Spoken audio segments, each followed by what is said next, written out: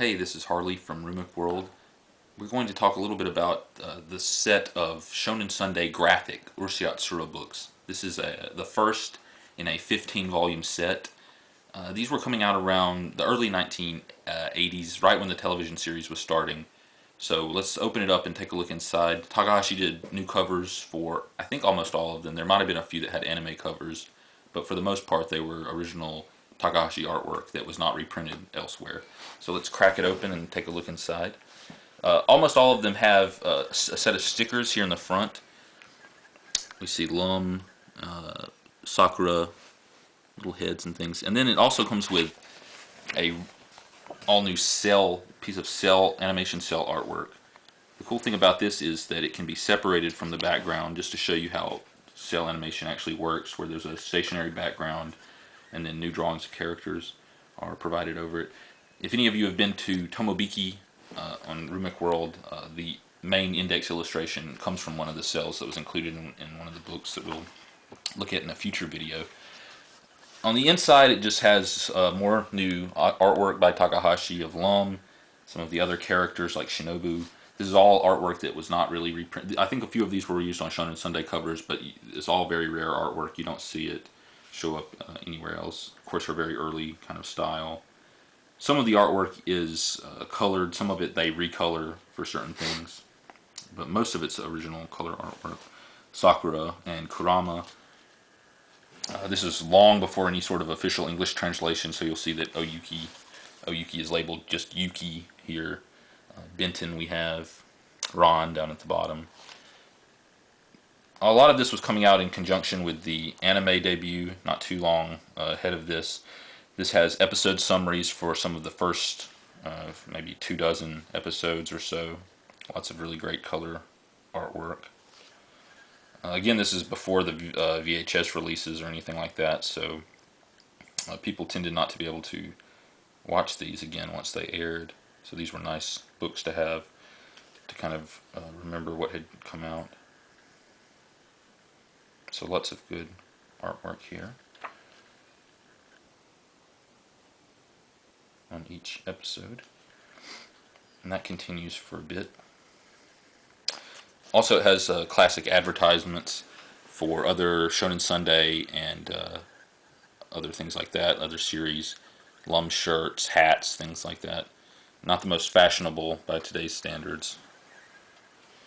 More episode summaries and little Lum items. Handkerchiefs we have here. Then just a breakdown of the opening and ending animations. Then it has some really cool Japanese fan art. Almost every volume, again there's 15 of these books, almost every one of them has a section for Japanese fan art, all of it which is, usually quite high quality stuff.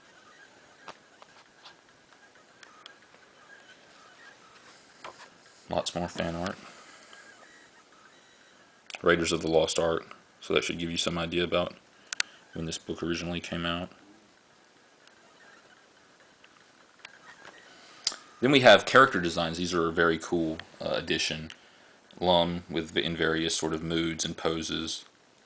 These were all used for when she would wear something different in an episode, like we see down here. A kimono, and then just sort of Western streetwear. Lots of Ataru illustrations. In his school uniform, and then just casual clothing and Heian era uniform. His father and his mother down here in this corner. Shinobu. Lots of different expressions and moods. Notes on how to draw her eye for the animators. Cherry.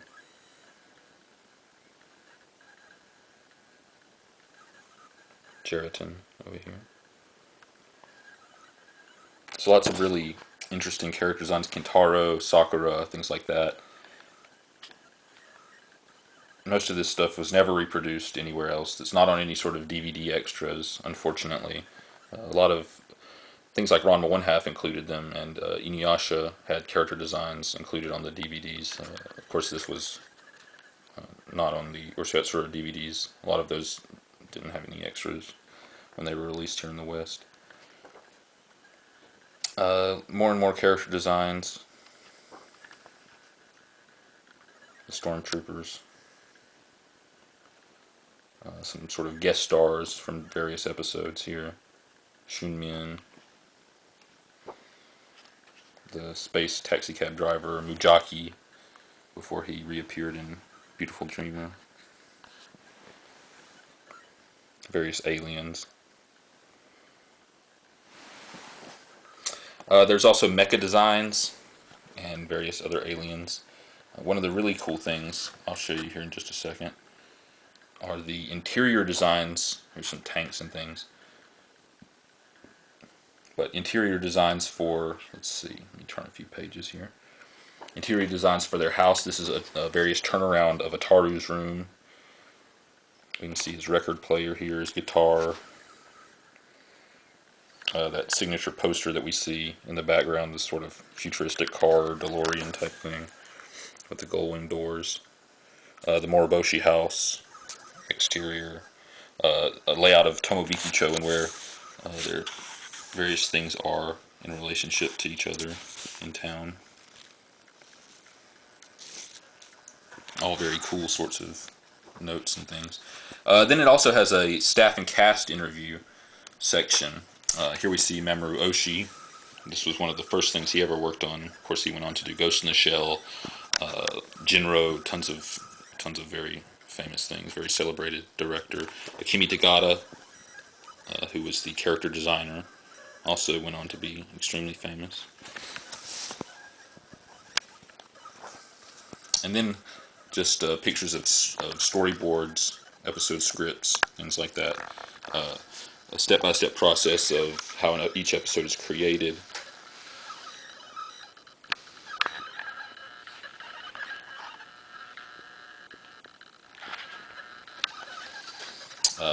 Picture of the cast here, just recording their lines. Most of the cast from Urusei Yatsura went on to do Maison and Koku. Quite a few of them continued on to Ranma One Half. A few, like Seiko Shimazu here, have appeared in almost every one of Takahashi's works. She was Shinobu in Urusei Yatsura, Kuroki in Maison and Koku, Kodachi Kuno in Ranma One Half. She was Abi in Inuyasha, so she's been a mainstay. Toshio Furukawa, of course, also known as Piccolo from Dragon Ball. Fumi Hirano is Lum. She's done a few other things, not as much as the others. Lum no Love Song score here, and Uchiwa Taihinda score. Those are very cool for those that are musically minded. So lots of really good information. Then at the end we have an interview with Rumiko Takahashi, some great photos of her when she was just starting out, when she was probably in her mid-20s, early 20s maybe. This is Kimoko Biru no Nikki.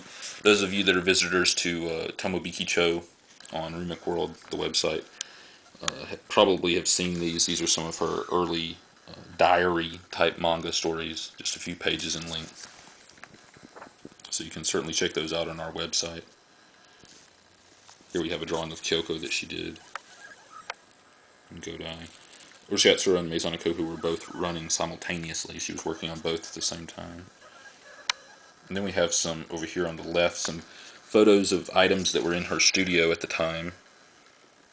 Posters of Urusei Yatsura and Maison and Koku. Little models and things. A photograph of her.